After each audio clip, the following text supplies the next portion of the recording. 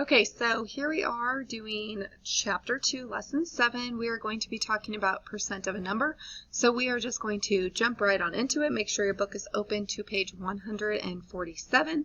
Again, at any point, if you need to pause this video, pause it so you can get caught up and understand what's happening. So, page 147, and we're going to go ahead and get started. So, on page 147, you're going to see right here, this is actually a really good way and an introduction to what we're going to be doing. It says, in a survey of 200 students chose their favorite snacks. Use the table to find the number of students who chose their snacks. So notice that there is 23% for those that chose fruit. Again, percent means out of 100. Okay, so if we have 23%, that means out of 100. So we're going to put 23 over 100. But the survey really says it's out of 200 people. This is just like a ratio table. If we were to set this up as a ratio table, and you have 23 students out of 100, and I want to know how many there are out of 200, how do I get from 100 to 200? Well, I multiply it by 2. Whatever I do to the bottom number, I must do to the top. Whatever I do to the top number, I must do to the bottom number. So notice that they multiplied that by 2 and got 46. So 15% chose cheese. Percent means out of 100, so it would be 15 over 100. Since I'm trying to get to 200, I know that I'm multiplying it by 2. Therefore, I'm going to multiply the top by 2, which gives me 30. So 30 out of 200 students chose fruit. Veggies, 17 out of 100 because it's 17%. Therefore, we're going to multiply that by 2 and get 34 out of 200 prefer veggies. Cookies, which I don't know why there was not the percentage that high because cookies are delicious. Since it's 15%, percent means out of 100, so it's 15 over 100. We're going to multiply that by 2 because to get from 100 to 200, we multiply it by 2. 15 times 2 gives me 30, so 30 out of 200 students prefer cookies. Chips, again, another thing I would choose was chips. So 18 times 2 gives me 36, gives you 36 out of 200. And then no snack, maybe they just prefer to stick with breakfast, lunch, and dinner. I don't know, crazy people. I choose to snack all day. And we're going to get 24. Okay, down below we're going to check to see if these numbers add up to 200, which when you put them all together, yes, check, they do equal 200, which means we have done it correctly. So let's jump over here. So to the next page, on page 148. It says you can use fractions and decimals to find a percent of a number. To find a percent of a number, write the percent as a fraction with a denominator of 100.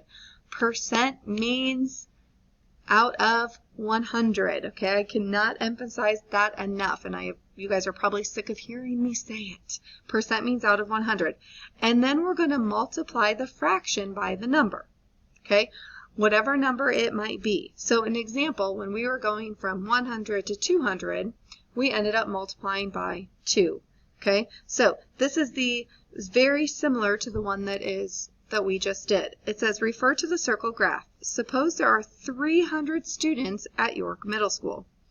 Find the number of students that have cheese as their snack. So here's cheese, 15. Well, we know I'm going to make a ratio table because that, to me, my friends, is the easiest way to solve it. And 15%, percent means out of 100. So this is total, and it was 15%. So out of 100, but how many students did they have altogether? 300. So take a look. How do I get from 100 to 300? I multiply it by 3. Whatever I do to the bottom of my ratio table or to the bottom of my denominator, I have to do to the numerator or the top of my ratio table. So 15 times 3 is 45. Therefore, 45 students out of 300 were to choose cheese. Okay. The other way that you could do that is you could write the percent as a decimal, okay? And then you can multiply it by the number that you are figuring out. So if I'm going to take 15%, okay, and remember DP, okay, remember this? Okay, DP, we're going to move the decimal 2 places to the right. If we go this way, we're going to move it 2 places to the left. Since I'm going from a percent to a decimal, my decimal is at the end of my percent. I'm going to move it 2 places to the right, which is going to give me 0.15. And then what I'm going to do is I'm going to multiply that by 300. Okay? Well, let's say you don't know that off the top of your head. You're going to take 300 times 15. We're going to move that decimal out 2 places, and then I know that I'm going to bring it back in 2 places. So I'm going to just move my 2 over there. So 0, 0, 15. Place my 0 down. 1 times 0, 0. 1 times 0, 0. 3. When I add it up, I get this, but now my decimal point has to come in 2 places to the right, 1, 2, and notice my whole number I get is 45. It's the exact same way that we can get either of these answers, okay? So we can write the percent as a decimal, or we can write the percent as a fraction, okay? All right, let's take a look at question A. It says, find the number of students at York Middle School that have CHIPS. Well, when I come back up here, I see that CHIPS is 18%. Okay, I'm going to make a ratio table. Oh, that's kind of a big one. Yeah, let's erase a little bit. We don't need it that big. Okay, I'm going to make a ratio table, and I'm going to go ahead and put 18 over 100. It is no different than writing it as a fraction and finding an equivalent fraction this way. These are the exact same things. So if you prefer a ratio table, make a table. If you prefer to do the equivalent fractions, do the equivalent fractions. It's the exact same, but always remember that percent means out of 100. So we know that there are 300 students. So how do I get from 1 to 300? I multiply by 3. So whatever I do to the bottom, I have to do to the top. 18 times 3 gives me, oops, not 6, I meant 4. I was thinking 4, but wrote 6. Okay, 54 out of 300. It's going to be the same thing here. How do I get from here to here? I multiply it by 3, not 2. Times it by 3 still gives me 54. So 54 students prefer chips as their snack. Okay, so again, I showed it both ways, where you can write it as an equivalent fraction, or you can write it as a ratio table. All right, let's go to the next page, which is 149. Very good. Okay, now you may choose whether to write a percent as a fraction or as a decimal based on the problem. So taking a look here, you're going to see find 145% of 320. 145% of 320. This keyword of always means to multiply. Okay, so sorry. Had a teacher come in and give me something, so that happens. All right, so that word of means to multiply, okay? Which means 145% means out of 100, okay? And we are multiplying it by 320. And we're going to put 320 over 1 because it's the exact same thing. So when we multiply fractions, all we're going to do is multiply the top numbers and multiply the bottom numbers. However, these numbers are kind of big, 145 and 100, so I want to make sure that I simplify those before I multiply to make my life easier. Okay, meaning I want to find out what number I can divide these by to make my life easier. Okay, so I'm going to divide each of these by 5. When I divide 145 divided by 5, I'm going to get 29. When I divide 100 divided by 5, I'm going to get 20. This looks a little bit more doable than this problem, doesn't it? Because it looks like an awful lot when we have to multiply 145 times 320. That's going to be a big number. Then we're going to have to do a lot of simplifying at the end. Now, the next thing we're going to want to do is we're going to want what we call cross-simplifying. So we're going to want to see across from one another if we can make these problems even smaller. When I look at 320 and I look at 20, I know that I can divide each of those by 20. So 20 divided by 20 is 1, and 120 divided by 20 is 16. So now my problem really becomes this, 29 over 1 times 16 over 1. And all we have to do is multiply my numerators and then multiply my denominators. Well, 1 times 1 is 1. That's easy enough. And then we're going to see right here that 29 times 16 is 464.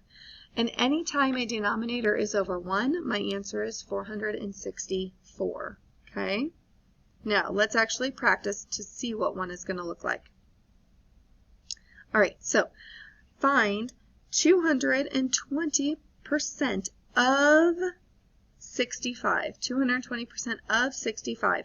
So notice that they did 220 over 100 because 220% means out of 100. Okay? Now, we can divide these by 20 in order to get a simplest form. So when I divide 220 divided by 20, I get 11. When I take 100 divided by 20, I get 5. It is now simplified. So this is the exact same as this. Those are equivalent. 220 hundredths is the exact same as 11 fifths. That's it. They're the exact same. So now what we're going to do is we're going to take 220 of 65. So we're going to take my 11 fifths that we've simplified, and we're going to multiply it by 65. Key word. The word of means to multiply. Of means multiply. Okay, of means to multiply. When we see that keyword of, it means we're going to multiply. So I'm going to go ahead and put that over 1. All right. Now, when I look at 11, I'm going to kind of write over, I'm going to switch my colors here, and I'm going to write over here. I'm going to take 11 fifths times 65 over 1. Now I can just multiply my numerators, my top numbers, and I can just multiply my denominators, but I'm not going to do that. I'm going to cross simplify because I know that I can divide 5 divided by 5 to get 1 and 65 divided by 5 to get 13. So now my problem really becomes 13 times 11 because this now becomes 11 over 1 times 13 over 1. Okay, so this is where I got this. And now I'm going to multiply. 13 times 11, which I know is 143. So my answer is 143. Okay, we're going to solve this problem, one of these problems down here together, and then we are going to go ahead and do some more practice problems down below, or on the next part. So 128% means out of 100. The word of means to multiply, so I'm going to do 550 over 1. Okay? I know that I can divide these by 4. I can divide each of these by 4, and I'm going to get 32 over 25 times 550 over 1. Now, I can cross simplify here, okay?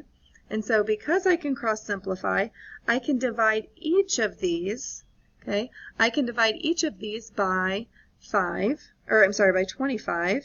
Oops, divide by 25. Divide by 25, which means I'm going to have 32 over 1, and then 550 divided by 25 gives me 22 over 1.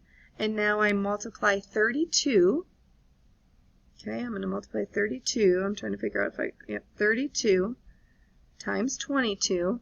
And when you multiply that, you're going to get 704. So your answer there would be 704. Okay, watch the next video because there's more problems that we need to do. This was just the first part. I'm running out of time, so we're going to go to the second part. Watch both of them.